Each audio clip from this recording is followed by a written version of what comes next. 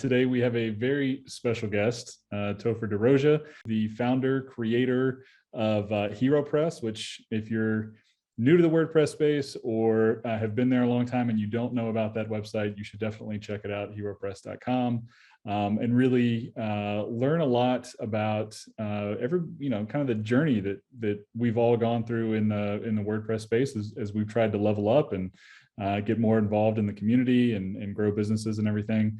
So Topher, welcome. Thank you for joining us today. Yeah, thank you very much for having me. Yeah. You've been in the WordPress space for quite a long time, right? 20 years, 20 plus years, maybe? I actually really started getting into WordPress heavily in 2010. 11 years, okay. But it's been 11 years now. What are some of the most notable changes that you've seen, I think, especially within the community in the platform? Yeah, you know, if you look back over the history of WordPress, there are a number of points that people will point to and say, this was a big change. This was a big change. The big change for me was when 3.0 came out in 2010 and it had custom post types. That was a big deal.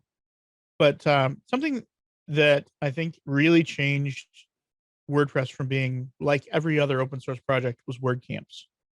The first WordCamp was in 2006. And they were kind of ad hoc and pick up for a couple of years, but around 2010, actually, they got a lot bigger and a lot more important, and they really changed WordPress, the community, away from being like every other open source project to being something really special, something really big and unique.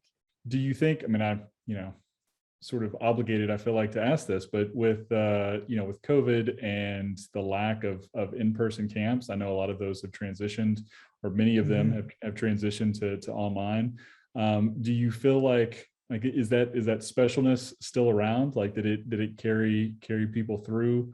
Yeah, we lost some beautiful things that I think we will get back at some point, but we gained some things that we would never have gained without it. I think of it kind of the democratization of the community. Maybe talk a little bit about how you've experienced that. There are hundreds of thousands of people all over the world who live too far from a WordCamp to go, or can't afford to go to one, however far it is. And they missed out on all those talks, all those meetups, all that stuff. And the pandemic has forced us all to make those available to all of those people. That's a great point. And it's kind of a renaissance of education and community and all of that for those people who were previously excluded.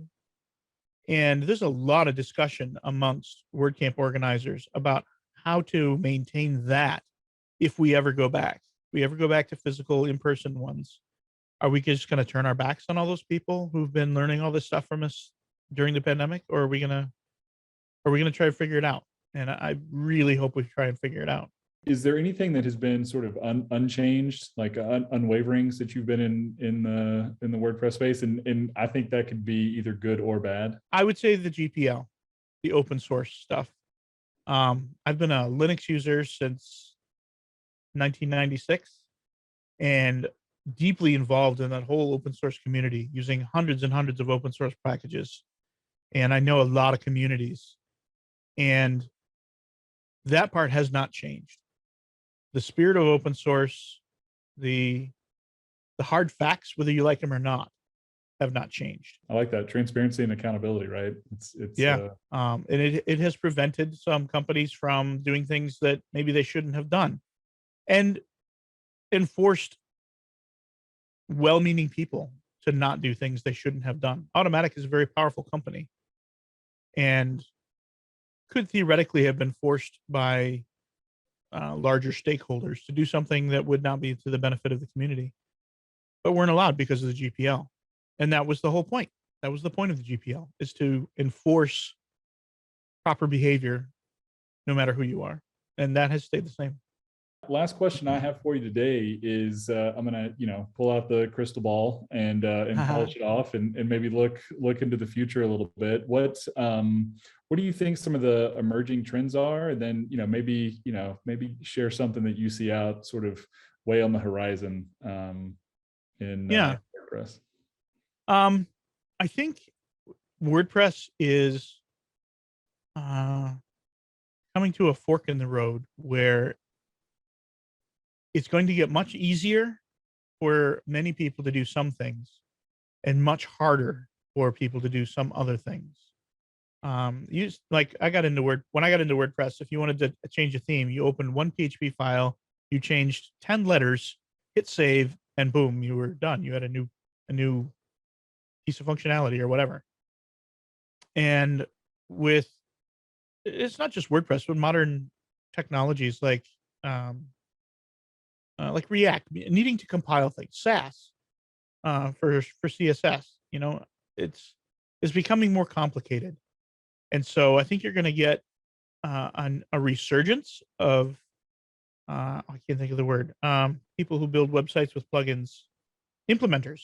I think you're going to get a strong resurgence of implementers, people using existing tools that are getting better to build better sites.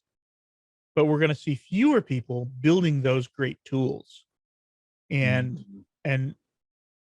really doing the hard stuff, because it's getting harder. And I don't know if this is good or bad. Maybe we should leave the really hard professional stuff to the really professionals, and the rest of us should use their magnificent tools to build great things. Well, Topher, this has been great. Hopefully we get to do it again. Thank you everybody for watching. Please follow, like, subscribe to all of the Nexcess social channels. Thanks for watching, and we'll see you again on the next Tech Talk. We'll see you.